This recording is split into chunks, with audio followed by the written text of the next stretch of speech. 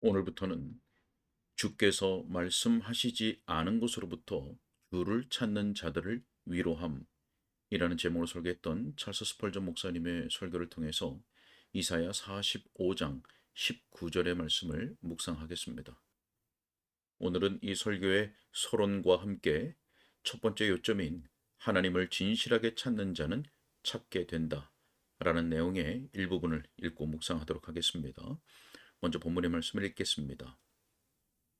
나는 감추어진 곳과 캄캄한 땅에서 말하지 아니하였으며 야곱 자손에게 너희가 나를 혼돈 중에서 찾으라고 이르지 아니하였노라. 아멘. 설교 내용을 읽도록 하겠습니다. 자, 우리는 하나님이 말씀하시지 않은 것을 숙고함으로써 많은 위안을 얻을 수 있습니다. 그분이 말씀하신 것에는 표현할 수 없을 정도로 위로와 기쁨이 가득합니다. 하지만 그분이 말씀하시지 않은 것에도 그에 못지않은 위안이 풍성합니다. 자, 이 본문에서 우리는 하나님께서 기도에 응답하신다는 확신을 가집니다. 왜냐하면 그분이 야곱 자손에게 너희가 나를 혼돈 중에서 찾으라고 말씀하시지 아니하였기 때문입니다. 여러분 중에 스스로에 대해 낙담 어린 생각에 빠진 이들은 이 사실을 기억하시기 바랍니다. 비록 여러분의 의심과 두려움이 그렇게 될 것이라고 말해도 만약 하나님께서 여러분을 은혜에서 끊어내겠다고 말씀하시지 않았다면 낙담할 이유가 없습니다. 양심의 소리조차도 그것이 하나님의 말씀에 의해 지지를 받은 경우가 아니라면 중하게 여길 가치가 없습니다. 하나님이 말씀하신 것에 대해 떠십시오. 하지만 여러분의 두려움과 의심이 여러분을 완전히 압도하여 낙심과 악한 절망에 빠뜨리게 하지는 마십시오. 많은 소심한 사람들이 하나님의 작정 속에 그들을 모든 소망으로부터 배제시키는 무언가가 있을 것이라고 하는 그러한 의심으로 괴로움을 겪어왔습니다. 어떤 비밀이 운명의 거대한 두루마리 속에 기록되어 있어서 그것이 그들로 하여금 주를 찾고 기도하여도 그분을 찾지 못하게 한다고 여기는 것입니다. 이 본문은 그런 식의 근심과 두려움을 전적으로 반박하고 있습니다. 나는 감추어진 곳과 캄캄한 땅에서 말하지 아니하였으며 또한 나의 신비로운 작정의 비밀 속에서 너희가 나를 혼돈 중에서 찾으라고 이르지 아니하였노라. 자, 작정은 감춰진 곳에서 말해진 것입니다. 작정이란 캄캄한 땅에 숨겨진 것과 같습니다. 하지만 주께서 그분의 작정 중 어디에서도 나를 혼돈 중에서 찾으라고 해석될 만한 내용을 말씀하시지 않은 것이 절대적으로 확실합니다. 나의 형제여, 하나님께서 분명히 계시하신 진리, 그분이 자기를 찾는 자들의 기도를 들으실 것이라는 진리는 하나님께서 다른 곳에서 말씀하시는 어떤 내용과도 상충될 수가 없습니다. 그분은 너무나 확고하게, 너무나 진실하게, 너무나 의롭게 말씀하셨기 때문에 이 문제에서 모호성이란 없습니다. 구하라, 그리하면 받으리라고 분명하면서도 단호하게 말씀하십니다. 자, 여러분 모두가 이 확실한 진리를 받아들이기를 바랍니다. 기도는 틀림없이 하나님께 들릴 것입니다. 저 영원의 내실에서나 언약의 회의실에서 주께서는 어떤 영혼을 향해서도 결코 너희가 나를 혼돈 중에서 찾으리라 라고 말씀하시지 않았습니다. 오늘 아침 제가 다루고자 하는 주제는 이것입니다. 예수 그리스도를 통하여 하나님이 정하신 길 안에서 하나님을 찾는 자들이 그분을 헛되이 찾을 가능성은 없습니다. 진지하게 참회하며 기도하는 마음은 비록 시간이 지연될 수는 있어도 결코 최종적인 거절을 당하고 쫓겨날 수가 없습니다. 누구든지 주의 이름을 부르는 자는 구원을 받으리라. 구하는 이마다 받을 것이요 찾는 이는 찾아낼 것이요 두드리는 이에게는 열릴 것이니라. 저는 이것을 입증할 터인데, 먼저 이 본문이 표현하고 있듯이 나는 너희가 나를 혼돈 중에서 찾으라고 이르지 아니하였노라 라는 부정문에서 그렇게 할 것입니다. 그런 후 긍정문으로서 그것을 입증할 것입니다. 하나님께서 우리에게 성령을 주셔서 제가 설교하는 동안 많은 상심한 마음들이 위로를 얻게 되기를 빕니다.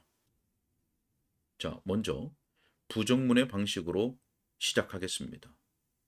하나님이 정하신 방식으로 진실하게 긍휼과 영생을 구하는 자가 그것을 찾지 못할 가능성은 없습니다. 마음으로부터 진실하게 하나님께 기도하는 사람에게 최종적으로 은혜의 응답이 거절될 가능성은 없습니다. 자, 여기에는 몇 가지 이유들이 있습니다. 자, 이 경우를 가정해 봅시다. 만일 진실한 기도가 아무런 소용이 없다면 다음과 같은 질문이 대두됩니다. 그렇다면 왜 사람들에게 기도하라는 권면이 주어질까요?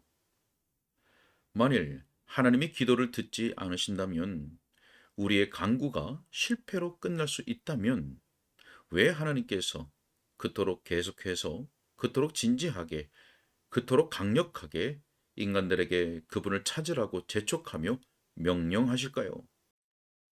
만일 제가 빚지지 않고는 생계를 이어가지 못하는 어느 가난한 농부를 보고서 그에게 바위 위에 쟁기질을 하라 권하고, 씨를 뿌려도 자랄 수 없는 땅에 그가 가진 소량의 씨를 뿌리라고 권한다면 저는 무정하고 냉혹한 사람이 아닐까요?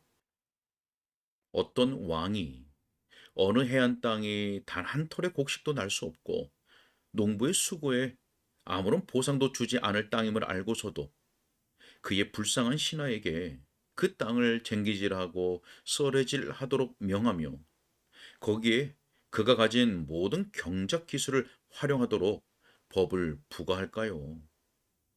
목말라 죽을 지경이 된 사람에게 빈 우물에서 두레박질을 하도록 조언하는 사람을 여러분은 어떤 사람이라고 생각합니까?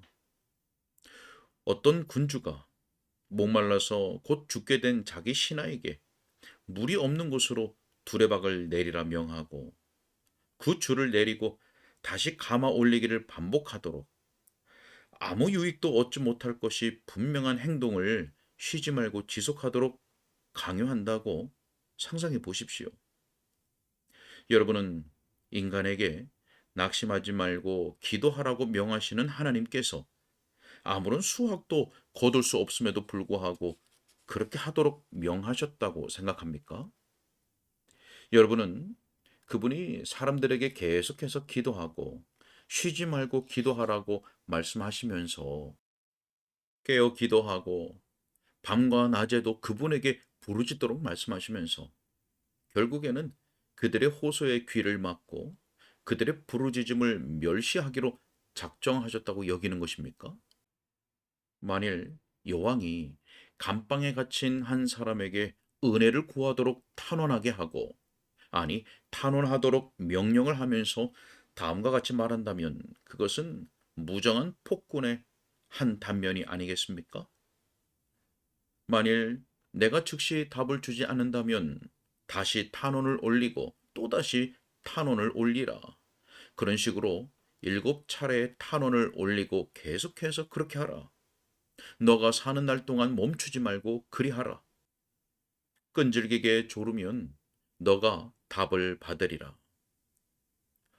자, 만일 그 여왕이 강청하는 과부의 이야기를 들려주고 또한 피곤한 친구에게 강청하여 빵 세 덩어리를 얻은 사람의 경우에 대해 들려주고서 그와 마찬가지로 너도 구하면 얻을 것이라 말하고는 정작 그 사람이 그렇게 하는 동안에도 여왕의 마음에는 그 사람을 용서하고자 하는 의도가 없고 오히려 마음속으로 그 사람의 사형 집행에 서명을 하리라고 결심하고 있다면 대체 그게 말이나 되겠습니까?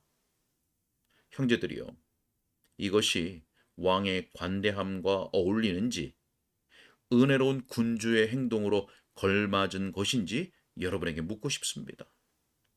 하나님께서 여러분 각 사람에게 그분의 얼굴을 구하라 명하시고는 정작 그분의 마음 은밀한 곳에서 여러분의 부르짖는 소리에 결코 은혜로 응답하지 않으실 의향을 가지고 있다고 여러분은 한순간이라도 상상할 수 있겠습니까? 자, 두 번째 논증입니다. 만약 기도를 지속적으로 드리면서 하나님을 진지하게 찾으면서도 은혜를 얻을 수 없다면, 그렇다면 기도하는 자가 기도하지 않는 자보다 형편이 더 악화될 것이며, 하나님께 올리는 간구는 인류의 해악을 증대시키기 위해 교묘하게 고안된 장치에 불과할 것입니다. 만일 하나님께서 기도에 응답하는 분이 아니시라면 기도하지 않는 자가 기도하는 자보다 더 적은 슬픔을 겪을 것이기 때문입니다. 기도하는 자는 줄일 것이니 그들은 줄이고 먹지 못할 것이라. 자, 만일 그렇다면 아예 줄이지 않는 편이 훨씬 좋지 않겠습니까? 그렇다면 어떻게 의에 줄이고 목마른 자는 복이 있다고 할 수 있겠습니까? 기도하는 자는 목마릅니다. 그는 사슴이 시냇물을 찾기에 갈급함 같이 자기 하나님을 찾기에 갈급합니다. 하지만 하나님께서 그에게 결코 생수를 주시지 않는다면 목마른 영혼은 목마른 것이 무엇인지 모르는 사람보다 훨씬 더 비참하지 않겠습니까? 기도하도록 가르침을 받은 자는 큰 갈망과 필요가 있습니다. 그의 마음에는 세상이 결코 채워줄 수 없는 쓰라린 빈 공간이 있습니다. 하지만 기도하지 않는 자는 하나님을 향한 바람이나 갈망이 없습니다. 간구하는 자는 영원한 것들을 향하여 채워지지 않는 욕구를 느낍니다. 그런데 만일 사람이 이러한 강렬한 갈망을 가졌음에도 하나님께서 결코 그런 것들을 허락하시지 않는다면 기도하는 사람은 기도하지 않는 사람보다 나쁜 처지에 놓인 셈입니다. 이런 일이 어찌 있을 수 있습니까? 하나님께서 세상을 그렇게 조성하셔서 덕에는 불행이 수반되고 악에는 행복이 따르게 하셨단 말입니까? 그럴 리가 없습니다. 우주의 도덕적 통치자이신 하나님께서 그분을 망각하는 자에게는 상을 주시고 진실하게 그분의 얼굴을 구하는 자의 영혼에게는 불행을 쏟아 부으신단 말입니까? 그렇게 상상하는 것은 신성모독입니다. 들 짐승들은 그들이 불멸의 존재가 아닌 것에 대해 한탄하지 않습니다. 그들에게는 불멸을 향한 열망이 없기 때문입니다. 은혜로우신 하나님께서는 그들의 욕구를 그들이 도달할 수 있는 한도로 제한하셨습니다. 하지만 만일 황소가 천국을 바라며 애통할 수 있거나 양이 부활을 위해 기도할 수 있다면 그것들은 구하는 바를 거절당할 것이기에 정녕 비참한 가축들일 것입니다. 그와 마찬가지로 불경건한 사람은 마치 들의 짐승들과 같아서 하나님의 은혜를 바라는 간절함이 없고 영생을 위한 갈망도 없으며 그리스도의 형상을 담고자 하는 소원도 없습니다. 그의 욕구는 그가 얻을 수 있는 것에만 제한되어 있습니다. 하지만 한 영혼이 하나님을 닮기를 갈망하고 자기를 지으신 창조주와 화목하기를 애타게 바라고 예수 그리스도로 말미암은 하나님과의 화평을 간절히 바란다면 그러한 갈망이 단지 그를 더욱 비참하게 만들기 위해 주어졌을까요? 저는 그런 것을 상상조차 할 수 없습니다. 기도하는 사람이 하나님에 의해 기도하지 않는 사람보다 더 나쁜 처지에 놓이게 된다는 그런 식의 상상은 정말이지 불합리하기가 짝이 없습니다. 자, 그러므로 진지하고 진실하게 기도하는 사람은 그리스도의 공로로 말미암아 틀림없이 하나님의 은혜를 얻을 것입니다. 아멘. 오늘은 여기까지 읽겠습니다.